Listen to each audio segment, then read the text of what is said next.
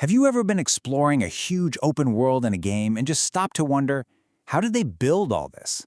Well, today we're diving into something that sounds super simple, just planting trees in a game, and we're going to find out why it's actually one of the biggest, most mind-bending headaches in game development. So here's the big question, right? How do you tell a computer to create a believable, infinite forest, one that feels totally natural, without having a team of people place every single tree by hand? That's the puzzle we're going to unpack. All right, so before we get into all the gnarly problems, let's just start with the vision, because the goal itself, it's actually pretty simple and beautiful. The dream wasn't just to, sprinkle some tree models around. The idea was to create a living, breathing ecosystem, a world that literally generates itself as you explore it, with everything from dense jungles to sparse woodlands, all stretching out to the horizon forever. Sounds amazing, right? Well, this is where the trouble starts. See, to get why this is so tough, you've got to understand the invisible rules that are running under the hood of these digital worlds. These rules are what turn that beautiful, simple dream into a massive technical nightmare. Okay, so here's the most important piece of the puzzle. The world isn't built all at once. It's built piece by piece in these big blocks called chunks, right as you move towards them. Think of it like you're laying down giant tiles on a floor, one at a time. The catch is, when the game is building one tile, it's completely blind. It has no idea what the tile next to it looks like because that tile might not even exist yet. And this creates a huge paradox. This slide lays it out perfectly. It is the core of the problem. The game is busy making chunk A, and it wants to put a tree right up against the border of chunk B. Now, to make sure trees aren't growing into each other, it needs to ask, hey, is there already a tree on the other side of this line? But it can't. There's no one to ask, because chunk B hasn't been created. It's this classic chicken and egg situation, and it's all made nearly impossible by one single absolute rule. And this was it. Rule number 1.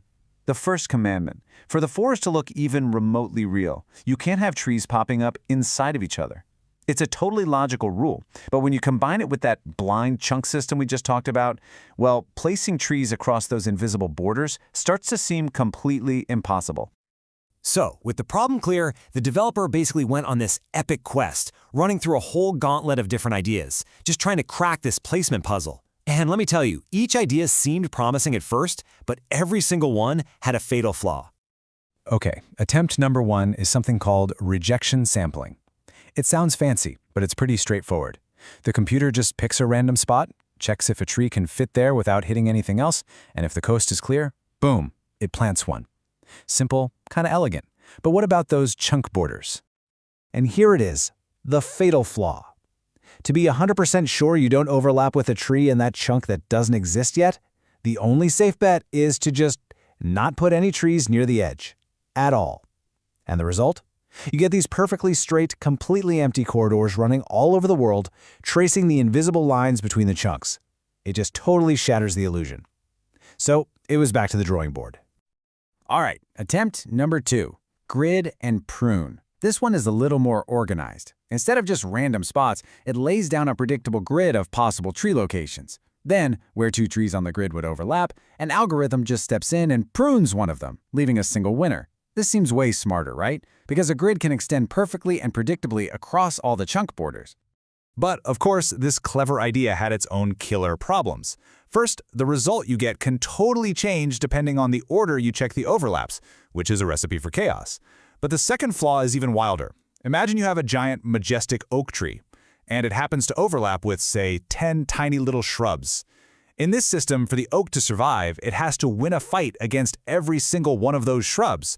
The odds are just completely stacked against it.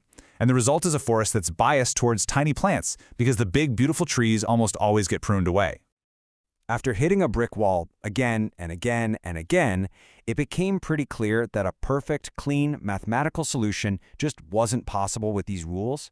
And that's when the developer had a moment of pure genius. If you can't solve the puzzle, you change the rules of the puzzle. And this was the breakthrough, the light bulb moment, the realization that the problem wasn't the solution, the problem was the rule, the first commandment. What if a little bit of overlap was actually okay? I mean, think about it. In a real dense forest, plants and bushes clip through each other all the time. The hunt for absolute perfection was getting in the way of something that was good enough and honestly even more realistic. And just like that, by changing that one rule, the entire problem transforms. They could go back to using a grid to get nice, even coverage, but now they just let the trees overlap. Suddenly, that impossible logistical nightmare of checking for collisions across chunk borders, it just vanished. Poof, gone.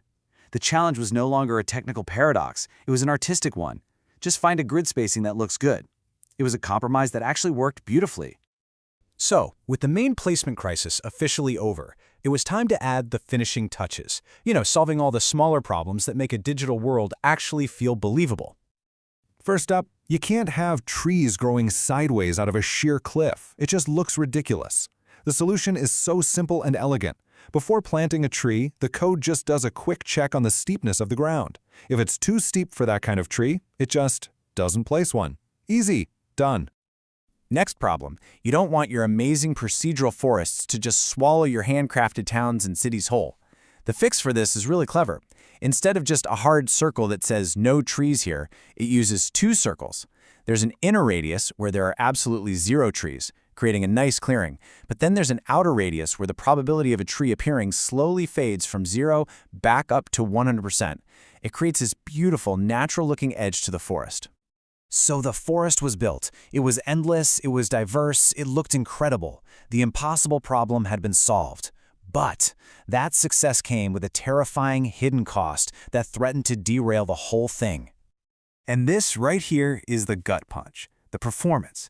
In an empty world, the game is running at a buttery smooth 132 frames per second. But inside that brand new gorgeous forest, the frame rate plummeted down to 45. That is a staggering drop. It turns out all those trees, even with some tricks, were just too much for the computer to draw all at once. And that's where this part of the story ends. The developer had conquered a brain-melting logical paradox to build this impossible forest, only to create a new and maybe even tougher problem. It's the perfect example of how in game development, solving one huge challenge often just reveals the next one. The question isn't how do you build it anymore, now it's how in the world do you make it playable?